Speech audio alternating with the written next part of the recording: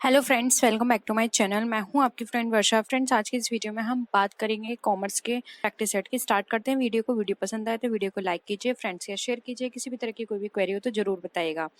First question है, financial functions are, जो finance के जो फंक्शंस होते हैं वो क्या कौन कौन से होते हैं आपको बताना है। ऑप्शन है planning for funds, raising of funds, allocation of resource या फिर ऑल ऑफ द अबव। तो इसका राइट आंसर आप इजिली बता सकते हैं। जब हम फाइनेंस की बात करते हैं तो उसमें प्लानिंग भी आती है, फंड को कहाँ से रेज करना है ये भी आएगा, और साथ ही साथ हम उनका एलोकेशन किस किस जगह कर सकते हैं अपने बेटर यूटिलाइजेशन के लिए, ये भी सारी चीजें इसके अंदर आती हैं। तो ऑप्शन डी यहाँ पे हमारा राइट आंसर हो जाएगा। नेक्स्ट क्वेश्चन पे आते हैं, फाइनेंशियल मैनेजमेंट इंक्लूड। अब फाइनेंशियल मैनेजमेंट में क्या क्या चीज़ों को इंक्लूड किया जाता है। Measurement of performance, finance function, financial resource या फिर ऑल ऑफ द अबव। तो देखिए फ्रेंड्स, फाइनेंशियल मैनेजमेंट की बात करते हैं तो उसमें हम परफॉर्मेंस को मेजरमेंट का भी काम करते हैं, फाइनेंस फंक्शन की भी बात करते हैं कि हम फंक्शंस किस तरह से परफॉर्म करेंगे, इसका मैनेजमेंट करना, और साथ ही साथ जो फाइनेंशियल रिसोर्सेज हैं उनका बेटर यूटिलाइजेशन किस तरह से हो। इन सारी चीज़ों को मैनेज करना हमारा फाइनेंशियल मैनेजमेंट का काम होता है, इसलिए इन फाइनेंशियल मैनेजमेंट में ये सारी चीज़ें इंक्लूड की जाती हैं। ऑप्शन डी यहाँ पे हमारा राइट आंसर होगा। नेक्स्ट क्वेश्चन पे आते हैं, financial management is a part of. Financial management किस किस का पार्ट है। Accounting, business management, financial accounting या फिर ऑल ऑफ द अबव। तो देखिए इसका यहाँ पे हमारा जो राइट आंसर है वो है यहाँ पे ऑप्शन नंबर बी, जो कि है फाइनेंशियल मैनेजमेंट हमारा बिजनेस मैनेजमेंट का पार्ट। ठीक है, फाइनेंशियल मैनेजमेंट हमारा बिजनेस मैनेजमेंट में आता है। ऑप्शन बी यहाँ पे राइट आंसर हो जाएगा। नेक्स्ट क्वेश्चन पे आते हैं, which is the limitation of traditional approach of financial management. Financial management के ट्रेडिशनल अप्रोच के लिमिटेशंस बताने हैं। More emphasis on long term problems, one sided approach, ignorance, allocation of resources या फिर ऑल ऑफ द अबव। तो देखिए यहाँ पे इग्नोरेंस की बात की जा रही है, या फिर हम बात करें लिमिटेशंस की, तो लिमिटेशन में सारी लिमिटेशंस ही ट्रेडिशनल अप्रोच में आती हैं कि लॉन्ग टर्म प्रॉब्लम्स पे ज़्यादा एम्फेसिस करते थे, और ये वन साइडेड अप्रोच होती थी। इग्नोरेंस होता था कि हम ये इस तरह से मैनेज नहीं करते थे कि हमें एलोकेशन किस तरह से करना चाहिए, जिससे बहुत सारी प्रॉब्लम्स राइज होती थी। इसलिए ये सारी प्रॉब्लम्स हमारी लिमिटेशंस कह सकते हैं, ट्रेडिशनल अप्रोच का पार्ट है। तो ऑप्शन डी यहाँ पे हमारा राइट आंसर हो जाएगा। नेक्स्ट क्वेश्चन है, role of finance manager includes. अब जो फाइनेंशियल मैनेजमेंट मैनेजर का जो रोल होता है उसके अंदर क्या क्या चीज़ों को इंक्लूड किया जाता है। Investing and financing decision, financial analysis, all of the above या नन ऑफ दिस। तो देखिए यहाँ पर बात की जा रही है रोल की।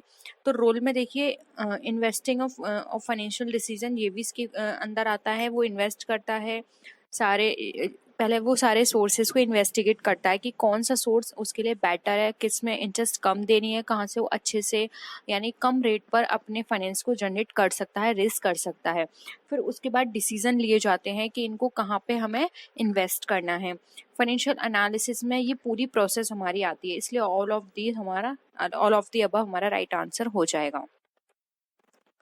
नेक्स्ट क्वेश्चन है, the financial manager plays an important role in. अब जो फाइनेंशियल मैनेजर है वो किस तरह का इंपॉर्टेंट रोल प्ले करता है। लिक्विडेशन डिसीजन, रिकंस्ट्रक्शन, अमलगमेशन या फिर ऑल ऑफ द अबव।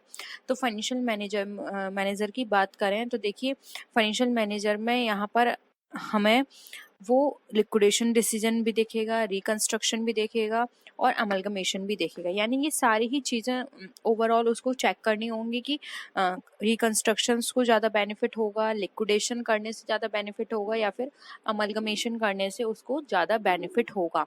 सारे टर्म्स एंड कंडीशन वो चेक करेगा, उसके साथ साथ उसके प्रॉन्स एंड कॉन्स देखेगा कि किस में बेनिफिट ज़्यादा है, किस में लिमिटेशंस हमारी ज़्यादा निकल कर आ रही हैं।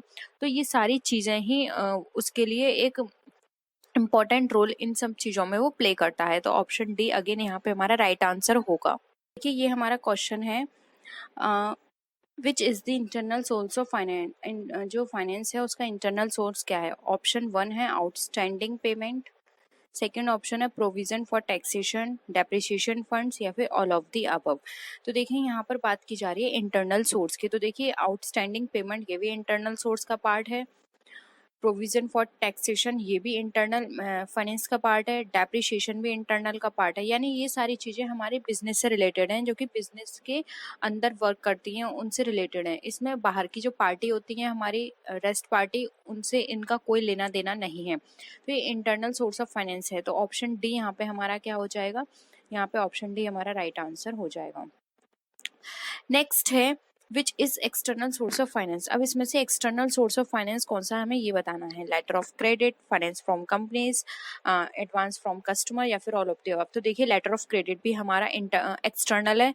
लेटर ऑफ क्रेडिट बैंक से लिया जाता है। Finance from company, different company से फाइनेंस जनरेट करना।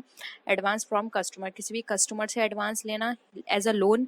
तो ये सारी चीजें क्या है, ये हमारी एक्सटर्नल पार्टी को बता रही हैं, इसलिए ये external source of finance, option D right answer हो जाएगा। नेक्स्ट क्वेश्चन है which is the function of treasurer.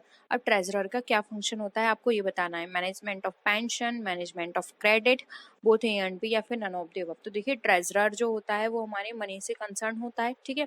Money का सारा लेन देन उसके हाथ में होता है, किस तरह से क्या काम करना है। तो देखिए मैनेजमेंट ऑफ पेंशन, जो पेंशन दी जा रही है उसको किस तरह से मैनेजमेंट किया जा रहा है, किस हिसाब से पेंशन देनी है, कब देनी है, ये सारा काम ट्रेजरर का है। उसके बाद मैनेजमेंट ऑफ क्रेडिट, जो भी क्रेडिट है उसको मैनेज करके चलना भी ट्रेजरर का काम है। तो ट्रेजरर के ये दोनों ही फंक्शंस हैं, इसलिए option C both A and B हमारा राइट आंसर हो जाएगा।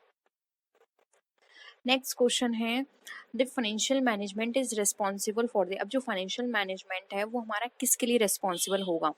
Controlling of the organisation, organisation training, performance, recording the transactions, या फिर financial functions of the firm. अब यहाँ पे फाइनेंशियल मैनेजमेंट की रिस्पॉन्सिबिलिटी की बात आ रही है, तो आप ऑप्शंस पढ़ के खुद पता लगा सकते हैं। देखिए यहाँ पे कंट्रोलिंग द ऑर्गेनाइजेशन, ये फाइनेंशियल मैनेजमेंट नहीं, ये मैनेजमेंट का पार्ट है। फाइनेंस मैनेजमेंट नहीं बोल सकते, ये मैनेजमेंट का पार्ट है। ऑर्गेनाइजिंग ट्रेनिंग प्रोग्राम, ये भी मैनेजमेंट का पार्ट है। रिकॉर्डिंग द ट्रांजेक्शन, ये भी मैनेजमेंट का पार्ट है, ठीक है। मतलब ओवरऑल ये मैनेजमेंट के पार्ट को बता रहे हैं, लेकिन ये स्पेसिफिकली फाइनेंशियल मैनेजमेंट का पार्ट नहीं बता रहे। जबकि यहाँ पे फाइनेंस की बात की जा रही है, तो ये फाइनेंस मैनेजमेंट का पार्ट है, इसलिए ऑप्शन डी यहाँ पे हमारा राइट आंसर हो जाएगा। नेक्स्ट क्वेश्चन है फाइनेंशियल मैनेजमेंट इज दी। अब फाइनेंशियल मैनेजमेंट क्या है। Application of planning and control up functions to the finance function, application of cost plan in respect of production, या फिर एप्लीकेशन ऑफ कॉस्टिंग सिस्टम, या फिर art of recording. तो देखिए art of recording क्या होती है। आर्ट ऑफ रिकॉर्डिंग हमारी क्या कहलाती है, बुक कीपिंग कहलाती है। एप्लीकेशन ऑफ कॉस्टिंग सिस्टम, ये हमारे कॉस्टिंग अकाउंटिंग का पार्ट है। Application of cost plan in respect of production, ये भी हमारे कॉस्ट अकाउंटिंग का पार्ट है। अब यहाँ पे फाइनेंशियल मैनेजमेंट की बात की जा रही है, तो देखो फाइनेंस मैनेजमेंट में फाइनेंस से कंसर्न है, इसलिए ऑप्शन ए यहाँ पे हमारा राइट आंसर हो जाएगा। नेक्स्ट क्वेश्चन है payback reciprocal method of ranking investment proposal should be used only when. अब जो पेबैक रेसिप्रोकल मेथड जो है रैंकिंग इन्वेस्टमेंट करने के, उसमें हम क्या यूज होगा जब, मतलब ऐसी कौन सी कंडीशंस होंगी वो हमें बतानी है। Annual savings are even for the entire period. अब जो एनुअल सेविंग्स है वो हमारी इवन है एंटायर पीरियड के लिए, या फिर the economic life of the project is at least twice of the payback period, यानी कि जो इकोनॉमिक लाइफ है हमारी प्रोजेक्टली वो हमारे पेबैक पीरियड में एटलीस्ट ट्वाइस हो पेबैक पीरियड के अकॉर्डिंग, या फिर बोथ ए एंड बी, या फिर ऑल ऑफ द अबव। तो देखिए यहाँ पे ये दोनों ही कंडीशंस हमारे लिए ठीक है। हम रेसिप्रोकल मेथड जो है रैंकिंग इन्वेस्टमेंट प्रपोजल का, वो हम यूज़ करेंगे जब हमारी जो एनुअल सेविंग्स हैं वो इवन होंगी एंटायर पीरियड के लिए, और जो हमारा इकोनॉमिक लाइफ जो है किसी भी प्रोजेक्ट की, वो पेबैक पीरियड से ट्वाइस में निकल कर आएगी। यानी कि जब आप सॉल्यूशन निकालेंगे तब वहाँ पे जो हमारा पेबैक पीरियड होगा उससे हमारी इकोनॉमिक लाइफ ट्वाइस होगी, यानी कि डबल होगी। तब इस कंडीशंस में हम अपना payback reciprocal method of ranking investment हम यूज़ करेंगे, ठीक है। तो यहाँ पे ऑप्शन सी हमारा राइट आंसर हो जाएगा। नेक्स्ट क्वेश्चन है विच इज़ द मेरिट्स और advantage of net present value method. अब आपने नेट प्रेजेंट वैल्यू मेथड पढ़ा होगा, तो उसमें आपको बताना है कि आप इसके क्या एडवांटेज या मेरिट होती हैं। This method consist the entire economic life of the project, यानी कि ये जो मेथड होता है ये कंसिडर करता है बताता है पूरी प्रोजेक्ट की इकोनॉमिक लाइफ को, या फिर it takes into account the objective of maximum profitability, यानी कि ये जो भी मैक्सिमम प्रॉफिटेबिलिटी होती है उसके ऑब्जेक्टिव को बताता है। It methods can be applied where cash inflows are even, जब हमारा कैश इनफ्लोज इवन होता है ये वहाँ यूज किया जाता है, या फिर ऑल ऑफ द अबव। तो देखिए यहाँ पर जो हमारा प्रेजेंट वैल्यू मेथड है, नेट प्रेजेंट वैल्यू मेथड, ये हमारी इकोनॉमिक लाइफ को बताता है। ये बात तो बिल्कुल सही है, तो ये ऑप्शन सही है हमारा। फिर है it taken into account the objective of maximum profitability, जहाँ पे मैक्सिमम प्रॉफिटेबिलिटी की बात की जा रही है वहाँ यूज होगा, ये भी बिल्कुल सही है। फिर है this method can be applied where cash inflows are even, ये भी बिल्कुल सही बात है कि जहाँ पे हमारा कैश इनफ्लोज इवन होता है वहाँ पे इसको मेथड को यूज किया जाता है। तो यहाँ पे option D all of the above हमारा राइट आंसर हो जाएगा।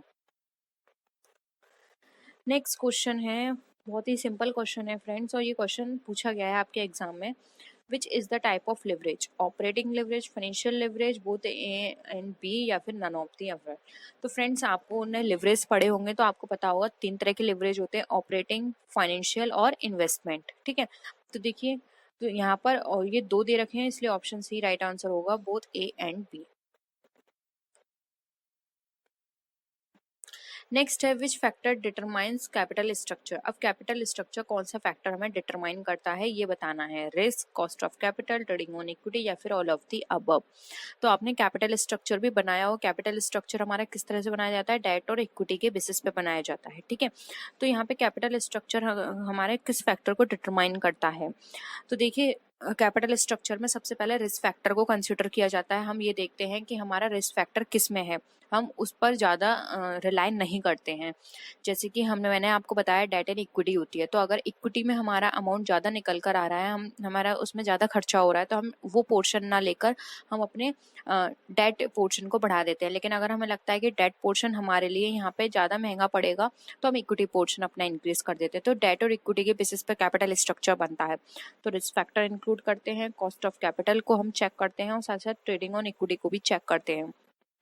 इसलिए ये सारे फैक्टर्स हमारे कैपिटल स्ट्रक्चर को डिफाइन करते हैं कि हमारा कैपिटल स्ट्रक्चर किस तरह का है, और इसलिए ऑप्शन डी हमारा ऑल ऑफ द अबव यहाँ पे राइट आंसर हो जाएगा। नेक्स्ट क्वेश्चन है which is the determinants of capital structure. अब कैपिटल स्ट्रक्चर के कौन कौन से डिटर्मिनेंट्स हैं वो देखने हैं, government policy, control, tax, requirement of investors. ठीक है, तो देखिए यहाँ पर कैपिटल स्ट्रक्चर के बेसिस पे बात करें तो वैसे तो ये सारे ही फैक्टर्स हमें कहीं ना कहीं इफेक्ट करेंगे, लेकिन जो सबसे ज़्यादा इफेक्ट करेगा वो है हमारा गवर्नमेंट पॉलिसी। अगर गवर्नमेंट पॉलिसी में कुछ इस तरह के टर्म्स हैं कि हमारा जो डेट है वो पोर्शन पे हमें ज़्यादा इंटरेस्ट देना है, या फिर इक्विटी है उसमें हमें ज़्यादा इंटरेस्ट देना है, तो उसके बेसिस पर ये सारी चीज़ें वेरी कर जाती हैं। तो सबसे पहले हमें गवर्नमेंट पॉलिसी देखनी पड़ती है, उसके बाद हम कंट्रोल देखते हैं किस तरह का है, क्योंकि ये इंटरनल है, टैक्स देखते हैं, रिक्वायरमेंट ऑफ इन्वेस्टर्स देखते हैं, ये अदर फैक्टर्स हैं, लेकिन गवर्नमेंट पॉलिसी हमारे लिए सबसे ज़्यादा इंपॉर्टेंट रोल प्ले करती है, इसलिए यहाँ पे ऑप्शन ए राइट आंसर हो जाएगा। नेक्स्ट क्वेश्चन है the proposal is accepted if the profitability index is more than. अब हमारा प्रपोजल एक्सेप्ट हो रहा है जब हमारा प्रॉफिटेबिलिटी इंडेक्स जो है मोर देन कितनी होती है, ये बतानी है हमें। तो देखिए यहाँ पर हम बात करें तो 1, 0, 3 या फिर 5, तो हमारा प्रपोजल एक्सेप्ट हो जाता है जब हमारी प्रॉफिटेबिलिटी इंडेक्स जो है वो हमारे यहाँ पर 1 निकल कर आती है, मोर देन 1। अगर एक से ज़्यादा प्रॉफिटेबिलिटी इंडेक्स होगा तो वहाँ पे जो भी प्रपोजल हम जिसके बेसिस पर ये इंडेक्स निकाल रहे हैं वो हमारा एक्सेप्ट कर लिया जाता है। ठीक है, नेक्स्ट है the proposal is rejected in case the profitability index. अब आप इसके बेसिस पर भी इसका आंसर दे सकते हैं, बहुत सिंपल है, लेस देन 1। ठीक है, एक से ज़्यादा है तो एक्सेप्ट कर लेंगे, एक से कम है तो हम उसको क्या करेंगे, रिजेक्ट कर देंगे।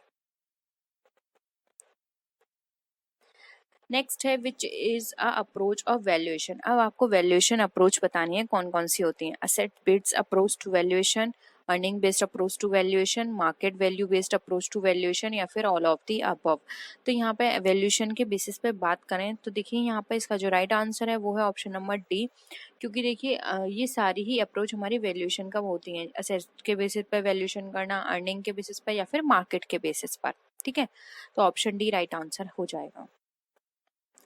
नेक्स्ट है total assets minus total external liabilities equal to. तो ये फॉर्मूला आपको बताना है, आपने कुछ कॉमन जो हमारे रेशियोज होते हैं उनके फॉर्मूले आपको याद होने चाहिए। तो यहाँ पर बताइए total assets minus total external liabilities हमारा किसका फॉर्मूला है? ऑप्शन है net assets, net cost, net liability या फिर नेट डेप्रिसिएशन। तो देखिए डेप्रिसिएशन नहीं होगा क्योंकि यहाँ पे कोई भी ऐसा हमने अगर हम बात करें तो कंटेंट ऐसा नहीं लिया जो हमारी डेप्रिसिएशन को बताए, ना ही कॉस्ट का है ना ही लायबिलिटीज का है। टोटल असेट्स हमने लिया है यानी कि हमें नेट असेट्स की बात करेगा, तो ऑप्शन ए यहाँ पे हमारा राइट आंसर हो जाएगा। नेक्स्ट क्वेश्चन है the arrangement of working capital and current assets can be done only by. अब जो हमारा वर्किंग कैपिटल का जो अरेंजमेंट है और जो करंट असेट्स का है वो हमारे किसके द्वारा पूरा होता है? शॉर्ट टर्म सोर्स के द्वारा, cost of capital, long term capital या फिर फाइनेंशियल प्लान के द्वारा। तो देखिए यहाँ पर इसका जो राइट आंसर है वो है ऑप्शन नंबर ए, क्योंकि देखिए वर्किंग कैपिटल भी हमारा शॉर्ट टर्म का पार्ट है, करंट असेट्स भी है ये हमारा शॉर्ट टर्म का पार्ट है। इसकी जगह अगर हमारे करंट असेट्स की जगह फिक्स असेट्स होती तो ये हमारा लॉन्ग टर्म का पार्ट हो जाता, लेकिन फिर भी वर्किंग कैपिटल दे रखा है, वर्किंग कैपिटल हमारा हमेशा शॉर्ट टर्म पार्ट को बताता है, तो शॉर्ट टर्म सोर्स के का ये हमारा पार्ट हो जाता है। नेक्स्ट क्वेश्चन है प्रॉफिट मैक्सिमाइजेशन इज। अब प्रॉफिट मैक्सिमाइजेशन क्या होता है? ऑप्शन 1 है it is indicator of economic efficiency, primary objective of business, measurement of sources of business decision या फिर ऑल ऑफ दी अबव। तो देखिए यहाँ पर अगर हम बात करें प्रॉफिट मैक्सिमाइजेशन की, तो प्रॉफिट मैक्सिमाइजेशन ये हमारी इकोनॉमिक एफिशिएंसी का इंडिकेटर होता है। यस, इसके थ्रू हम पता लगा सकते हैं कि हमारे इकोनॉमिक एफिशिएंसी किस तरह से जा रही है। अगर हमारा प्रॉफिट मैक्सिमाइजेशन इंक्रीज होगा तो हमारी इकोनॉमिक एफिशिएंसी भी इंक्रीज हो जाएगी, तो ये करेक्ट है। नेक्स्ट है प्राइमरी ऑब्जेक्टिव बिजनेस। यस, ये सब लोग बोलते हैं कि सर्विस मोटिव होना चाहिए, सर्विस मोटिव होना चाहिए, लेकिन फिर भी फ्रेंड्स ये जो हमारा प्रॉफिट मैक्सिमाइजेशन होता है ये सभी कंपनियां ये अपना बिजनेस करती हैं प्रॉफिट के लिए, तो वो ये देखती हैं कि उनका प्रॉफिट कितना हो रहा है, वो इस तरह की प्लानिंग करते हैं, इस तरह के प्रोडक्ट लॉन्च करते हैं कि ज़्यादा से ज़्यादा उनका प्रॉफिट हो, तो प्राइमरी ऑब्जेक्टिव होता है बिजनेस का, ये भी सही है। फिर है measurement of sources of business decision. अब जो बिजनेस डिसीजंस होते हैं वो सारे इसके थ्रू मेजर किए जाते हैं, यानी बिजनेस डिसीजन की सक्सेस, यानी कि किसी भी कंपनी ने कोई भी नया प्लान लॉन्च किया था जिसके बेसिस पर उसे ज़्यादा प्रॉफिट हुआ, कोई प्रोजेक्ट उसने किया था, कोई एडवर्टीजमेंट करवाया था, तो ये सारी चीज़ें ये बताती हैं कि मैंने जो एडवर्टीजमेंट करवाया था वो हमारा सक्सेस रहा क्योंकि प्रॉफिट हमारा इंक्रीज हो गया, या फिर हमने जो न्यू जो भी हमने पॉलिसी अडॉप्ट की थी, जो भी न्यू प्लान बनाए थे वो हमारे सक्सेस रहे क्योंकि हमें प्रॉफिट इंक्रीज हुआ, तो ये भी हमारा करेक्ट है। तो ऑप्शन डी यहाँ पे हमारा राइट आंसर हो जाएगा। नेक्स्ट क्वेश्चन है if the equity shareholder purchases the shares of the company at more than the face value of the shares then the dash is calculated। यानी कि कोई इक्विटी शेयर होल्डर है, उसने purchase किए हैं कंपनी के shares को, और वो जो परचेज किए हैं शेयर्स वो फेस वैल्यू से ज़्यादा के हैं, तब हम क्या कैलकुलेट करेंगे? Dividend yield ratio, earning yield ratio, पे आउट रेशो या फिर डेट इक्विटी रेशो। तो देखिए यहाँ पर इसका जो राइट आंसर है वो है ऑप्शन नंबर बी। वहाँ पर हम अर्निंग यील्ड रेशो चेक करेंगे कि हमारी कितनी अर्निंग हुई, ठीक है। ऑप्शन बी राइट आंसर है। नेक्स्ट क्वेश्चन है the cost of depreciation funds is calculated according to. अब जो डेप्रिसिएशन फंड की जो कॉस्ट है वो किसके अकॉर्डिंग कैलकुलेट की जाती है? Opportunity cost theory, flow, accounting theory या फिर रिजर्व थ्योरी। तो यहाँ पर डेप्रिसिएशन फंड्स की कॉस्ट की बात की जा रही है, तो इसका राइट आंसर होगा ऑप्शन नंबर ए। जो डेप्रिसिएशन फंड की जो कॉस्ट है वो हम अपॉर्चुनिटी कॉस्ट थ्योरी के बेसिस पर कैलकुलेट करते हैं। ऑप्शन ए राइट आंसर है। नेक्स्ट क्वेश्चन है if cash inflows are not uniform the calculation of payback period takes up. यानी कि जो हमारे कैश इनफ्लोज जो होते हैं वो हमारा यूनिफॉर्म नहीं होता, यानी अनइवन होता है, the calculation of payback period takes up. तो कैलकुलेशन जो होती है पेबैक पीरियड की वो क्या लेती है? कॉमन प्रॉफिट को, फेवरेबल पोजीशन, क्यूमुलेटिव फॉर्म या फिर ऑल ऑफ द अबव। तो इसका राइट आंसर है ऑप्शन नंबर सी, वो हमारे क्यूमुलेटिव फॉर्म को लेती है, क्योंकि यूनिफॉर्म नहीं है, अनइवन है, तो उसको क्यूमुलेटिव प्रोसेस से उसको चेक करना पड़ेगा पेबैक पीरियड को, ठीक है। ऑप्शन सी यहाँ पे हमारा राइट आंसर है। अब आता है capital budgeting. Capital budgeting is, अब कैपिटल बजटिंग क्या है, related to long term, long time है, अब प्रॉफिट है, रिलेटेड टू शॉर्ट टाइम है, या फिर सेल्स है। तो कैपिटल बजटिंग की यहाँ पर बात करें तो कैपिटल बजटिंग हमारा लॉन्ग टाइम के लिए होता है, ठीक है। ये हमारी फ्यूचर के लिए हम बना के रखते हैं बजट, जैसे कि आपको पता है बजट किसके लिए होता है, फ्यूचर के लिए होता है, तो ये लॉन्ग टाइम के लिए होता है, ठीक है। नेक्स्ट है capital budgeting actually the process of making investment decision since, यानी जो कैपिटल बजटिंग है वो हमारी एक्चुअली किस चीज़ की प्रोसेसिंग बताती है इन्वेस्टमेंट डिसीजन में, सेल्स प्लानिंग की, प्रोडक्शन प्रोसेस एंड स्टाइल की, फिक्स असेट्स की, या फिर करंट असेट्स की। तो देखिए यहाँ पे हमारा जो राइट आंसर होगा, जो कैपिटल बजटिंग होती है वो हमारी इन्वेस्टमेंट डिसीजन लेती है हमारे फिक्स असेट्स के बेसिस पर। तो ऑप्शन सी यहाँ पे हमारा राइट आंसर हो जाएगा। तो फ्रेंड्स आज के लिए इतना ही। आई होप आपको क्वेश्चंस पसंद आए होंगे। आपके टोटल कितने क्वेश्चंस ठीक हुए प्लीज़ कमेंट सेक्शन में ज़रूर बताइएगा, और किसी भी तरह की कोई भी क्वेरी हो तो ज़रूर बताइएगा। नेक्स्ट वीडियो में फिर मिलते हैं आपसे और भी अच्छी वीडियोज़ के साथ। तब तक के लिए टेक केयर, बाय बाय।